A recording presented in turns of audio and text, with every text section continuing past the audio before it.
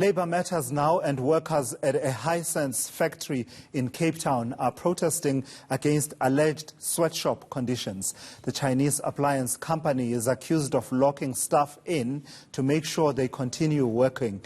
Employees claim they had to sleep on the factory floor and were stopped from using the toilets. For more on this story, I'm joined now by Labour expert Andrew Levy. Thank you so much for coming through, Andrew. So this strike, right?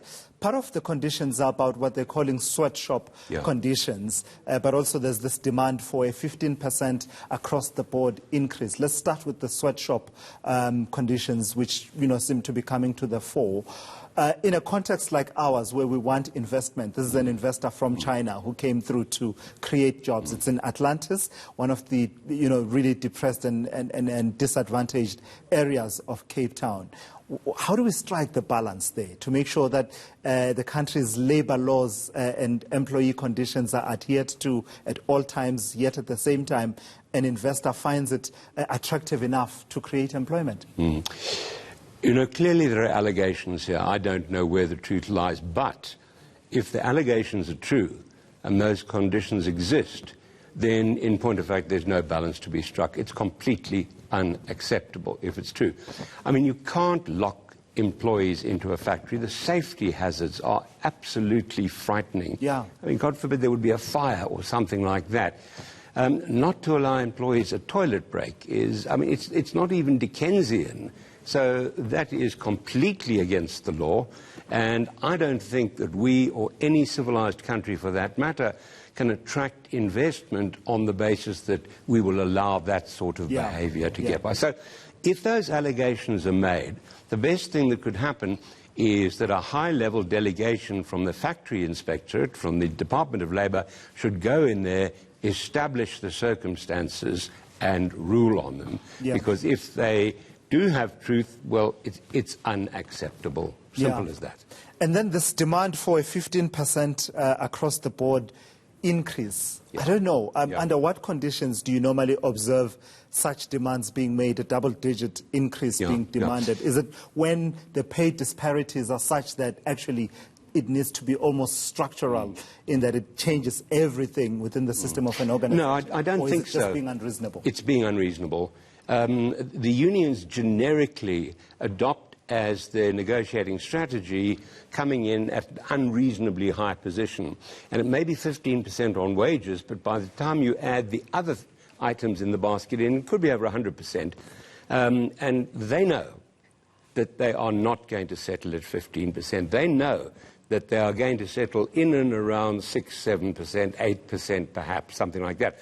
So they believe it is a workable and effective negotiating strategy. In fact, it's not, because in reality, if your opening position is not credible, not only does the other side feel stronger in their situation, knowing that you're going to have to go down, but you yourself have the psychological expectation that what I'm asking for is unattainable. So it's particularly unsophisticated. Now, interestingly enough, at the start of last year, we adopted a code of good practice on collective bargaining, strikes and lockout. It's an excellent document, and it was a government attempt to try and get our labour relations back on track. And one of the central themes of that is good faith bargaining. Now, clearly, to make a demand without any real justification is not good faith. And the code spends a lot of time talking about how unions and workers should formulate their demands. It suggests, amongst other things, that they must take into account, obviously, job security, job creation, but equally labour market conditions and settlements elsewhere. And I don't think there is any union in South Africa today that can turn around and show that they've had an 18 or a 15% increase. So I think in reality, the accusation of sweatshop conditions may or may not be true. It's an emotional argument. I think perhaps a more telling argument is to say, well, what are the wages and what do those wages buy you?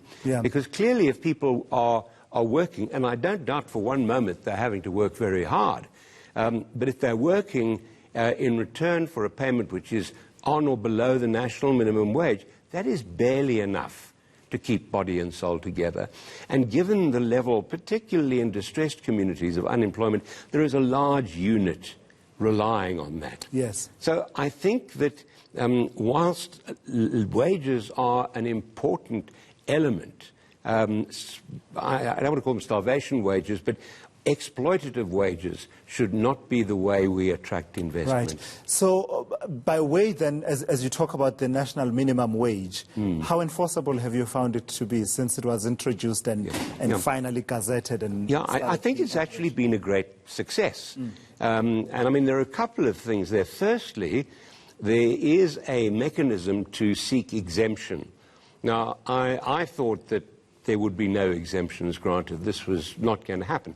But in fact, there have been about 300-odd applications, and probably 220 or so of those have been granted. These are companies saying, we can't pay it because we'll lose jobs, which indicates to me that they're putting forward a proper economic case, because you've got to put the numbers on the table, but that the exemption board, when it weighs the benefit of the minimum wage or no wage at all, is making reliable decisions.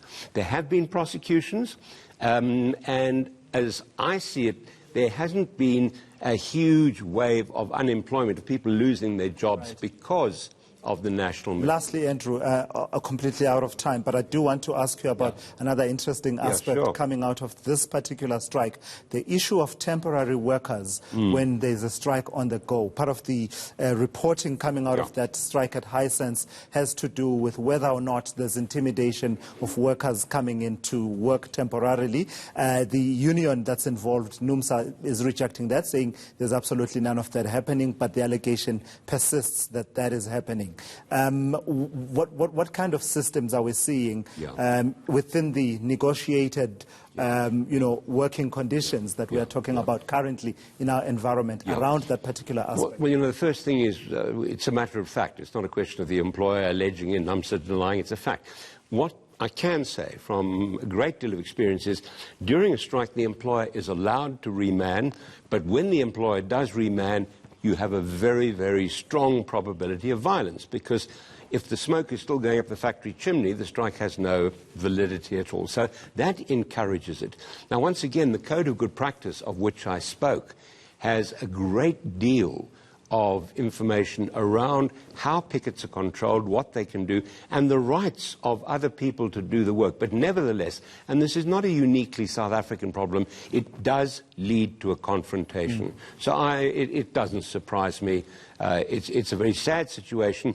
The parties should have agreed, and I'm sure they did agree, strike rules to prevent this, but at the end of the day, individuals may not respect them. Apparently they even signed up on it to say, actually, it's okay, you can bring in temporary staff, but obviously we are not on the ground in as far as the lived experience of that. Thank you so much for coming through. As always.